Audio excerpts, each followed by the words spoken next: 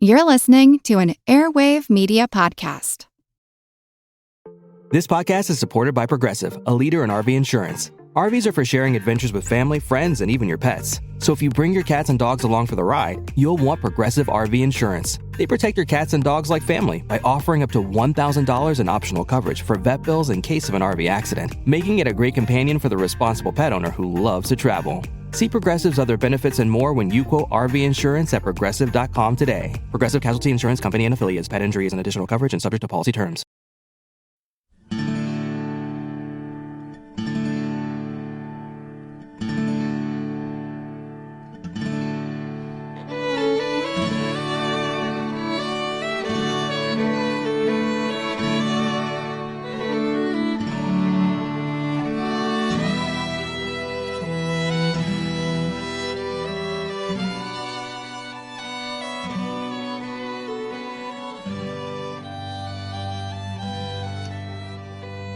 Hey everyone, welcome to episode number 468 of our Civil War podcast. I'm Rich.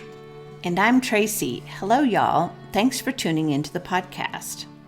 As y'all will recall, with last week's show, we started a new story arc on the 1864 Red River Campaign. We said that the origins of the campaign could be found in diplomacy and in politics and cotton. On the diplomatic front, the Lincoln administration wanted to plant the U.S. flag in Texas in order to counter French imperial ambitions in Mexico that might include an alliance with the Confederacy, which would make the job of putting down the rebellion that much harder for the Federals.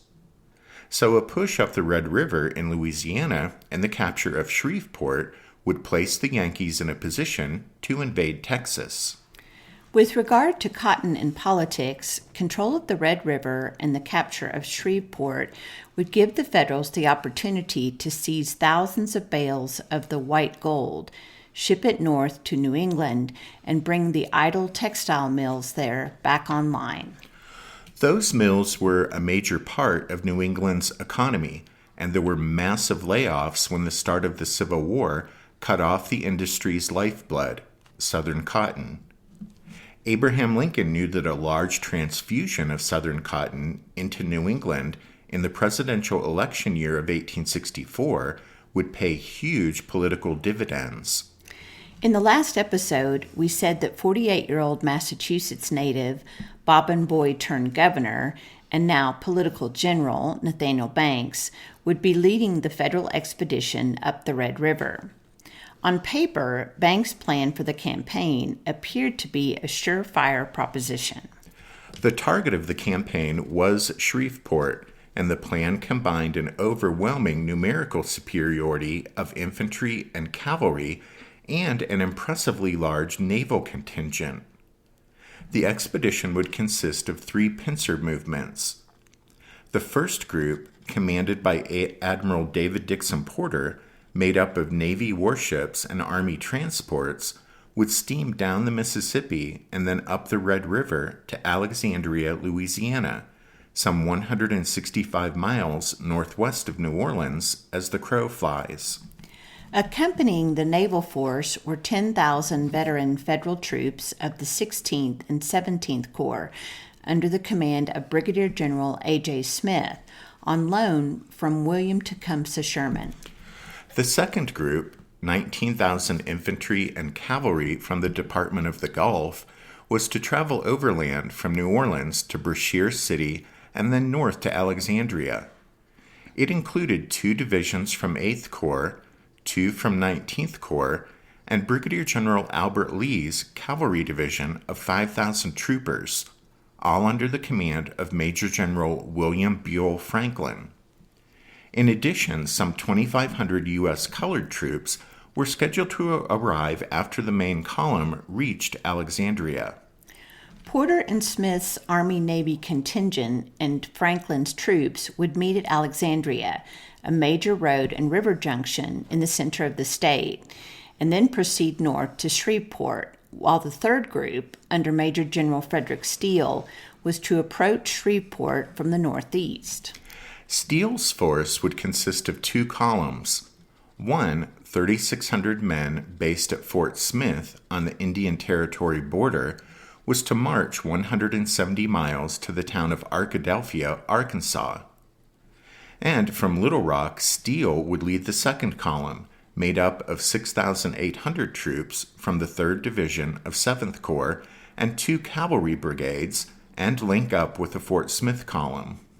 Steele's force added over 10,000 troops to the federal drive on Shreveport, bringing the total to almost 43,000 men, not counting sailors and support personnel like Teamsters. However, the loan of Sherman's troops was temporary. On April 15th, they were to be returned to Sherman for operations in Tennessee and Georgia. The combination of overwhelming land and naval power appeared to be truly unstoppable, yet the very seeds of disaster lay in the number of different moving parts in the plan. Timing was obviously critical. All 3 prongs of the pincers movement had to arrive at specific points on predetermined dates for the campaign to remain on schedule. But communications and coordination, as they always were in the Civil War, would be a problem. The distance between Steele and Banks alone was more than 400 miles by the shortest route.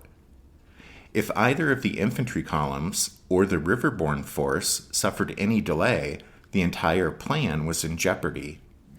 Added to that challenge was the open distrust and skepticism among the federal commanders. Ulysses S. Grant, Sherman, and David Dixon Porter, all of whom worked well together, distrusted Nathaniel Banks. In addition, Banks' principal subordinates viewed him as a military lightweight and a political climber. Steele didn't want to participate in the enterprise at all, but was forced to do so by Grant. Of the 3 separate groups, Porter and his loaned infantry commander, A.J. Smith, were the only 2 leading officers who displayed mutual respect and operated in combined interest. Additionally, besides those obstacles to success, Banks' overconfidence in his own abilities and almost total lack of understanding of the Confederate forces in the region plagued the operation from the beginning.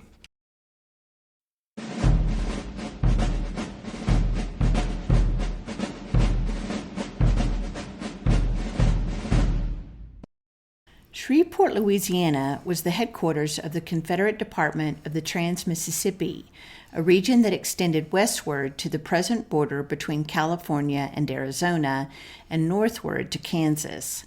The department was commanded by Lieutenant General Edmund Kirby Smith.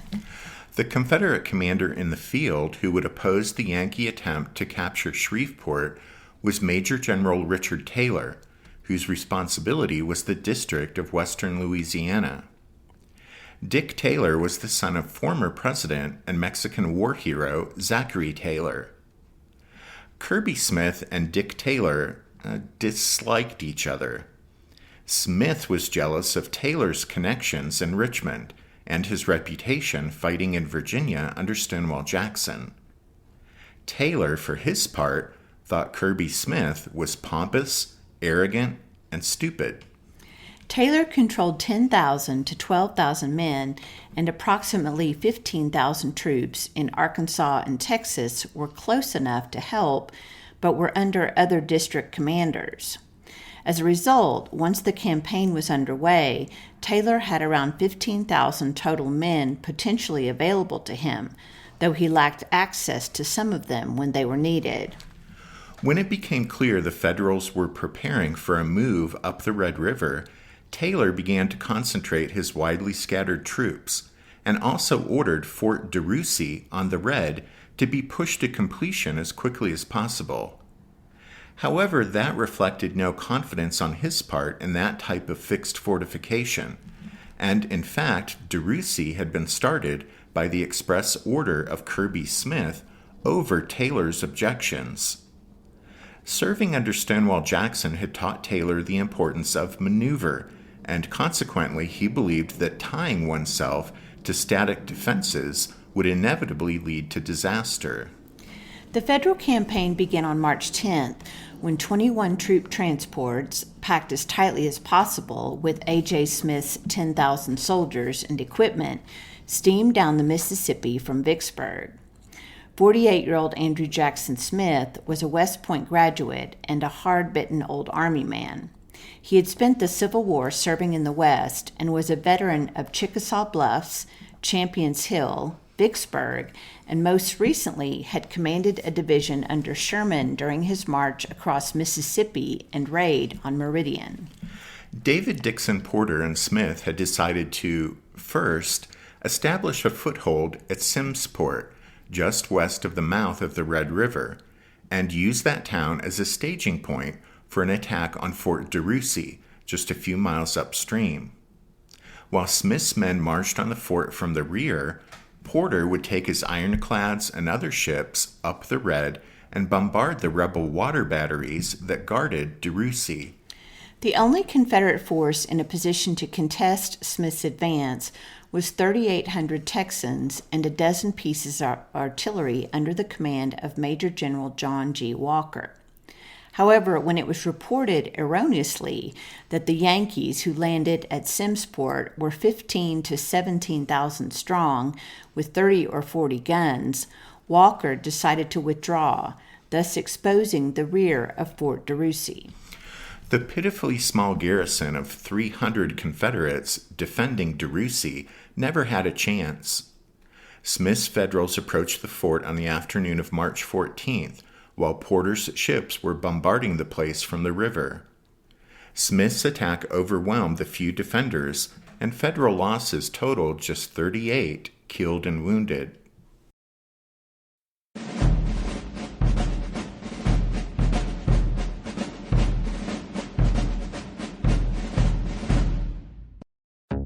If your business needs a new application, then developers will have to write code. A lot of code. If an application needs to be modernized, then you'll need time, resources, and caffeine. If this sounds daunting, then use Watson X Code Assistant. Built with IBM's Granite code model, it's AI designed to multiply developer productivity so you can generate code quickly. Learn more at ibm.com/codeassistant. IBM, let's create. Want to learn how you can make smarter decisions with your money? Well, I've got the podcast for you. I'm Sean Piles, and I host NerdWallet's Smart Money Podcast. On our show, we help listeners like you make the most of your finances. I sit down with NerdWallet's team of nerds, personal finance experts in credit cards, banking, investing, and more. We answer your real-world money questions and break down the latest personal finance news. The nerds will give you the clarity you need by cutting through the clutter and misinformation in today's world of personal finance. We don't promote get-rich-quick schemes or hype unrealistic side hustles. Instead, we offer practical knowledge that you can apply in your everyday life. You'll learn about strategies to help you build your wealth, invest wisely, shop for financial products, and plan for major life events. And you'll walk away with the confidence you need to ensure that your money is always working as hard as you are. So turn to the nerds to answer your real-world money questions and get insights that can help you make the smartest financial decisions for your life. Listen to NerdWallet's Smart Money Podcast wherever you get your podcasts.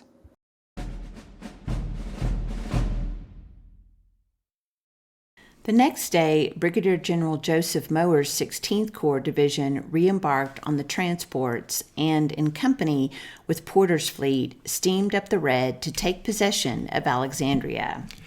A.J. Smith, with the rest of his force, remained at DeRussy, razing the fort and leveling the earthworks.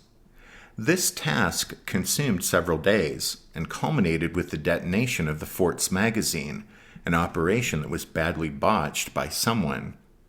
The explosion took place in the dead of night, while many of the Federals were sleeping in the vicinity of the ruined fort. One unwilling witness described his experience after being jolted awake by an earth-shattering roar.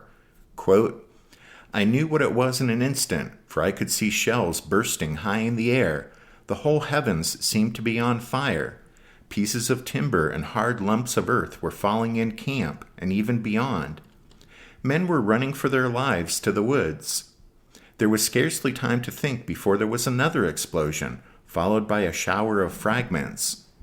2 men were killed and several wounded due to the carelessness of the commanding general."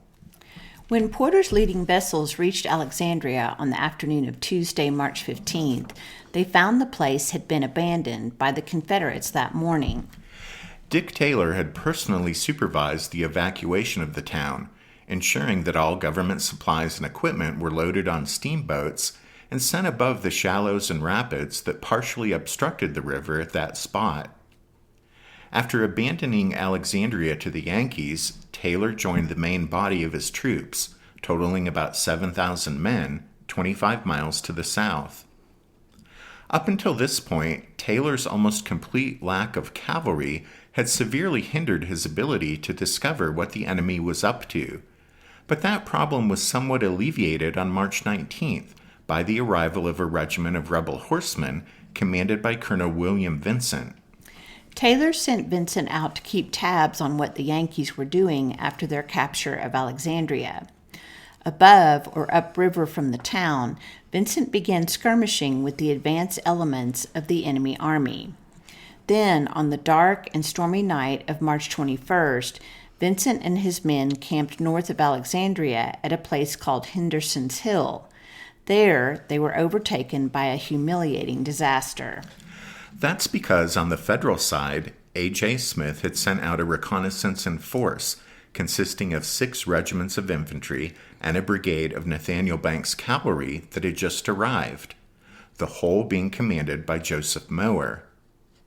Approaching Henderson's Hill, Mower found a way through the swampy ground that almost surrounded the Confederate position, with mud belly deep to the horses in places, and had part of his force make a demonstration in front of the enemy while the rest attacked from the rear.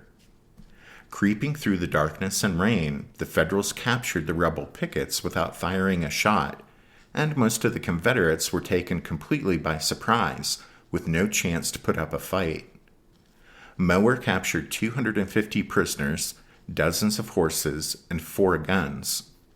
More importantly, at one stroke, he deprived Dick Taylor of almost all his cavalry at a time when it was most needed.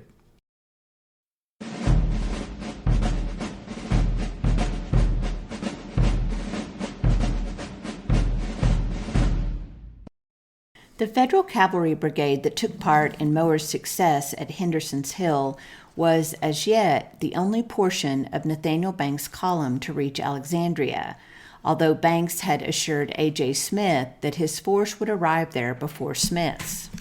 Banks had managed to get his cavalry division started on the overland march to Alexandria on March 7th.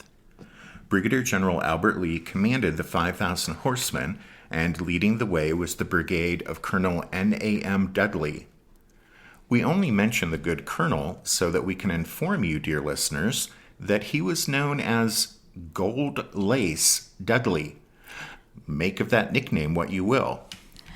On March 8, the day after Banks' cavalry rode off, torrential rains turned the roads in southern Louisiana into rivers of mud and delayed the departure of the Union infantry. A week passed before the roads dried out sufficiently for the foot soldiers and artillery to set out on March 15th on the long march northward. Meanwhile, the cavalry had been making steady progress, and on the morning of the 20th, the first of Lee's horsemen rode into Alexandria. Plodding along behind the cavalry, the 15,000 infantry and artillerymen traversed an Arcadian countryside unique in its romantic beauty. The first part of the route lay along Bayou Teche, with its deep, placid water and graceful curves, winding through fields that before the war had been thick with sugar cane. Great live oaks, hanging with moss, and orange groves surrounded the mansions of planters who, not too many months before, had been the lords of creation in this corner of the world. As the column reached the upper Teche, where the Federals passed through the towns with flags fluttering and bands blaring, the character of the countryside changed. Here, the road crossed the eastern part of the great grassland prairies called Tuckapah by the inhabitants. This was the home of the Acadians, the large group of people of French ancestry who settled in Louisiana after being deported from what is now Nova Scotia, Canada, by the British in 1755.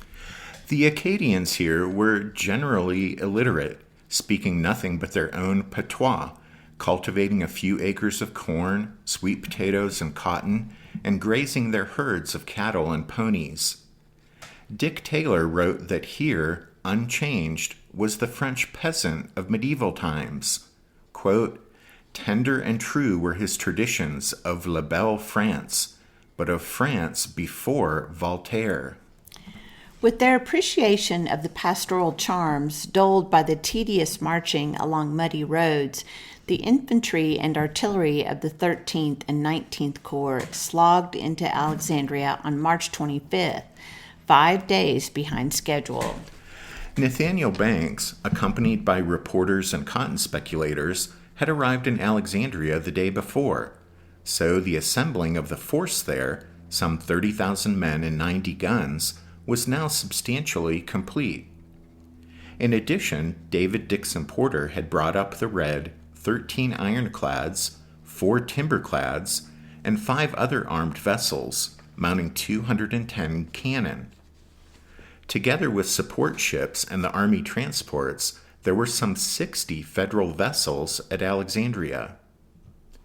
At this time, Banks could only assume that Steele's force, coming down from Arkansas, was also carrying out its part of the plan. So, as he later said in congressional testimony before the Committee on the Conduct of the War, everything seemed in place and success all but assured. After, quote, "one bound to Alexandria," there would be, quote, "one bound to Shreveport." Then he said, "one bound to the Gulf," that is, into East Texas. Well, when put that way, it all seems so simple. And it would be, if the Confederates didn't upset the apple cart. Spoiler alert, the Confederates will upset the apple cart and spoil Nathaniel Banks' carefully laid plans.